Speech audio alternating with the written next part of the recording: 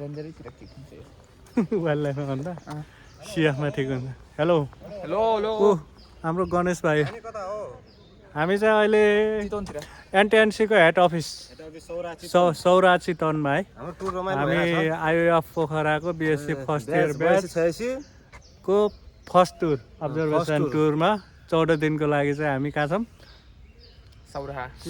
सौरामा जहाँ चाहिँ हाम्रो एनटिएनसीको हेड अफिस जैविक विविधता संरक्षण केन्द्रमा हाम्रो यसो टुर अब्जर्भेसन भइरहेछ। त्यसमा चाहिँ हाम्रो वरिष्ठ दाजु रेन्जर साहब हाम्रो दीपक बहादुर श्री थापा अनि को साथमा हाम्रो दीप कुमार यादव वरिष्ठ जुनियर भाइसँगै म पनि गणेश ओली अलिक पछि छौँ हामी बिस्तारै जोइन भइहाल्छौँ के अरे त्यसमा कुनै डाउट नै छैन। अब्जर्भेसन हो दह्रो अब्जर्भेसन गर्नुपर्छ होइन हो म चाहिँ यो ठाउँमा 7 दिनको डार्टिङको ट्रेनिङमा पनि आएको थिएँ अनि आउँदाखेरि चाहिँ म कुन उसमा बसेको भन्दाखेरि यसमै ल यसमा चाहिँ म बसेको है 7 दिनसम्म चाहिँ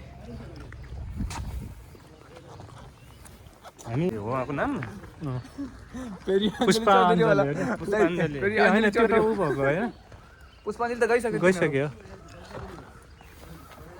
मजाले चोइरहनु भएको छ। उहाँले एकदम पौष्टिक घाँसहरू खाइरहनु भएको छ। उहाँलाई पनि केही समयपछि गएर हेर्नेछौँ हामी र हाम्रो आजको यस सौराको एनटिएनसीको अफिसमा आएर लगभग 48 मिनटको डाक्टर अमर सर के अरे अमर सडवाल हो कि के हो सडवाल भन्ने एकजना सरबाट चाहिँ हामीलाई सम्बन्धी चाहिँ विस्तृत रूपमा ब्रिफिङ भएको थियो।